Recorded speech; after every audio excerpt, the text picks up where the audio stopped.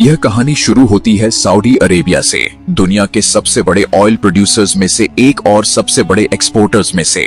सदियों से इस मुल्क की इकोनॉमी का हर हिस्सा ऑयल पर डिपेंड करता आया है। आज भी सऊदी अरेबिया की एक्सपोर्ट अर्निंग्स का 90%, स्टेट बजट रेवेन्यूज का 80% और जीडीपी का करीब 40% हिस्सा सिर्फ ऑयल सेक्टर से आता है। बाकी बचा हुआ 60% भी किसी न किसी तरह उसी ऑयल मनी पर डिपेंड करता है जो सरकार अपने एनर्जी रेवेन्यूज से खर्च करती है। मगर ऑयल डिपेंडेंस ने इस मुल्क के लिए एक बहुत बड़ा चैलेंज भी पैदा किया। तेल की कमाई ने जहां एक तरफ सऊदी अरेबिया को बेहद अमीर बना दिया, वहीं दूसरी तरफ इसने मुल्क की पूरी इकोनॉमी को एक ही चीज पर इतना ज्यादा डिपेंड कर दिया कि अब कोई दूसरा रेवेन्यू सोर्स मजबूत हो ही नहीं पाया। इसी कमजोरी को दूर करने के लिए विजन 2030 लॉन्च किया गया था, यानी सऊदी अरेबिया की वो एम्बिशियस स्ट्रेटजी जिसका मकसद था अपनी इकोनॉमी को ऑयल से दूर ले जाकर डाइवर्सिफाई करना और नए सेक्टर्स जैसे टूरिज्म, टेक्नोलॉजी और मैन्युफैक्चरिंग को बढ़ावा देना। लेकिन ये प्लान अपने मुताबिक काम नहीं कर रहा था। कॉस्ट्स बढ़ती जा रही थीं, फॉरेन इन्वेस्टमेंट लगातार घट रही थी और सरकार को हर साल भारी बजट डेफिसिट्स का सामना करना पड़ रहा था।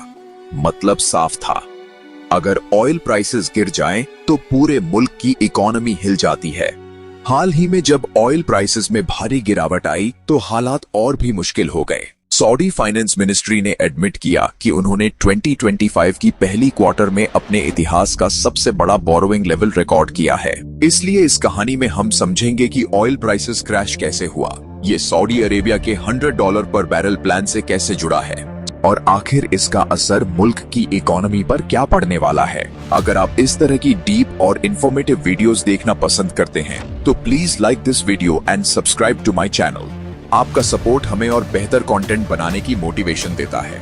इन मसाइल को दूर करने के लिए सन 2016 में सऊदी अरेबिया के de facto leader crown prince Mohammed bin Salman ने विजन 2030 का ऐलान किया, एक एम्बिशियस प्लान जिसका मकसद था इकोनॉमी को ऑयल पर डिपेंडेंसी से आजाद करना और नॉन ऑयल सेक्टर्स को डेवलप करना। असल में ये प्लान दो बड़े रास्तों पर एक साथ चलने की कोशिश थी। पहला, एक्सपोर्ट लेड इंडस्ट्रीज जैसे टूरिज्म, माइनिंग और मैन्युफैक्चरिंग को इस मुकाम तक ले जाना कि वो इंटरनेशनल लेवल पर कंपेटिटिव बन सकें और ऑयल रेवेन्यूज पर सब्सिडाइजेशन की जरूरत न पड़े। और दूसरा, डोमेस्टिक इकोनॉमी को मजबूत बनाना ताकि अंदरूनी डिमांड बढ़े और इंपोर्ट्स घटें। इसके लिए एजुकेशन में इन्वेस्टमेंट, इंफ्रास्ट्रक्चर प्रोजेक्ट्स और स्मॉल बिजनेसेस को चीप लोन्स देने पर जोर दिया गया। मगर ये सब इतना आसान नहीं था। ज्यादातर ऑयल एक्सपोर्टिंग मुल्क अपनी ऑयल डिपेंडेंसी से छुटकारा नहीं पा सके और जो मुल्क कामयाब हुए जैसे नॉर्वे, उन्होंने अपने ऑयल रेवेन्यूज को लंबे अरसे तक इन्वेस्ट करके सस्टेनेबल डेवलपमेंट हासिल की।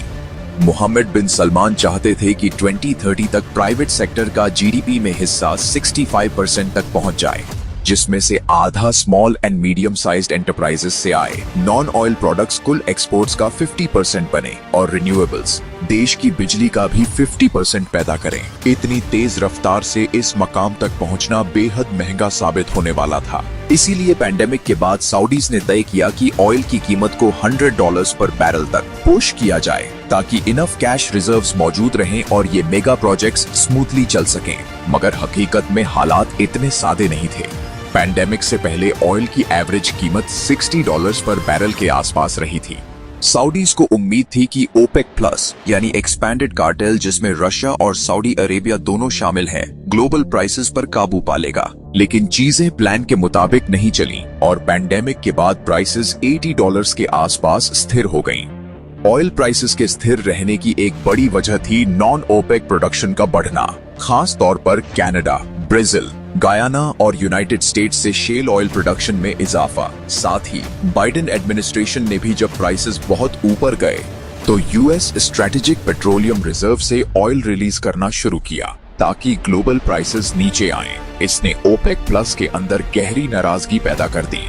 कई मेंबर्स ने आगे कट्स करने से इनकार कर दिया। एंगोला तो कार्टेल से बाहर ही निकल गया और धीरे धीरे ये साफ होता गया कि कुछ मेंबर स्टेट्स जैसे इराक, काजाकिस्तान और यूएई अग्रीड लिमिट से ज्यादा ऑयल पंप कर रहे थे। इसने सऊदी अरेबिया को मजबूर किया कि वो अकेले प्रोडक्शन कम करे तकरीबन 2 मिलियन बैरल्स पर डे तक। इससे ग्लोबल प्राइसेस कुछ हद तक स्टेबल हुए, लेकिन सऊदी अरेबिया का आउटपुट 2011 के बाद सबसे निचले स्तर पर पहुंच गया। यानी सऊदी अरेबिया ने शॉर्ट टर्म में अपने रेवेन्यूज कुर्बान किए, जबकि विजन 2030 के मेगा प्रोजेक्ट्स जैसे नियोम लाइन सिटी और सऊदी फुटबॉल लीग पहले ही बजट पर दबाव डाल रहे थे। गवर्नमेंट स्पेंडिंग में सर्ज आया और क्रॉनिक बजट डेफिसिट शुरू हो गया। ब्लूमबर्ग इकोनॉमिक्स के मुताबिक अब सऊदी अरेबिया का ब्रेक इवन प्राइस, यानी वह प्राइस जिस पर बजट बैलेंस होता है, बढ़कर करीब $110 पर बैरल तक पहुंच गया।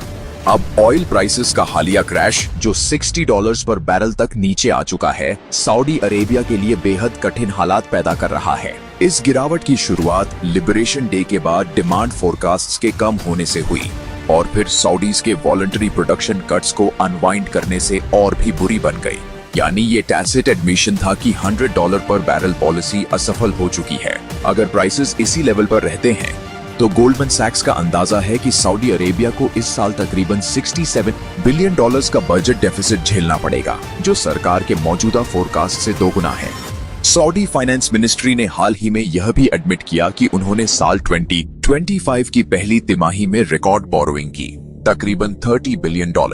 यह अब तक का सबसे बड़ा क्वार्टरली बोरोइंग फिगर है। अगर यही रफ्तार साल भर जारी रही तो सालाना डेफिसिट करीब $120 बिलियन, यानी जीडीपी का 11% तक पहुंच सकता है, जो दुनिया में सबसे ऊंचे लेवल में से एक है। हालांकि सऊदी अरेबिया के पास अब भी मैसिव कैश रिजर्व्स मौजूद हैं और डेट टू जीडीपी रेशियो तकरीबन 30% है, जो कई डेवलप्ड इकोनॉमीज से काफी नीचे है। मगर इसके बावजूद डिफॉल्ट का इमीडिएट खतरा तो नहीं है। लेकिन क्रेडिट डिफॉल्ट स्वैप रेट्स, यानी डिफॉल्ट इंश्योरेंस कॉस्ट 2020 के बाद सबसे ऊंचे लेवल पर पहुंच चुके हैं। इसलिए रियाद अब फॉरेन एक्सचेंज रिजर्व्स को ज्यादा इस्तेमाल करने से भी हिचक रहा है, क्योंकि वही रिजर्व्स सऊदी रियाल को यूएस डॉलर से पैक करने के लिए जरूरी है। अब ऑयल प्राइसेस के स्ट्रक्चर में आई ये गिरावट विजन 2030 पर सीधा असर डाल रही है। क्राउन प्रिंस एमबीएस को अपने एम्बिशियस प्लान्स को स्केल डाउन करना पड़ रहा है। कई मेगा प्रोजेक्ट्स जैसे रेड सी टूरिज्म जोन और स्मार्ट इंफ्रास्ट्रक्चर कॉरिडोर्स बार बार डिलेज और कॉस्ट रिव्यूज का शिकार हो रहे हैं। फॉरेन इन्वेस्टमेंट भी तेजी से घट रही है, जिससे विजन 2030 के ब्रॉडर गोल्स को सीरियस चैलेंज मिल रहा है। रिस्क ये है कि अगर ऑयल प्राइसेस लंबे वक्त तक इसी निचले लेवल पर रहते हैं तो सऊदी अरेबिया को अपने डाइवर्सिफिकेशन ड्रीम को इतना छोटा करना पड़ेगा कि वह पहचान में भी न आए, और तब देश फिर से उसी पुराने ऑयल डिपेंडेंसी साइकिल में फंस जाएगा, जहां पूरी इकोनॉमी एनर्जी प्राइसेस के उतार चढ़ाव पर निर्भर होती है। फिलहाल यही वो क्रिटिकल मोड है जहां से सऊदी अरेबिया को या तो अपने इकोनॉमिक रिफॉर्म्स को और मजबूत बनाना होगा, या फिर ग्लोबल एनर्जी मार्केट की ग्रेविटी उसे वापस पुराने ढांचे में खींच लेगी।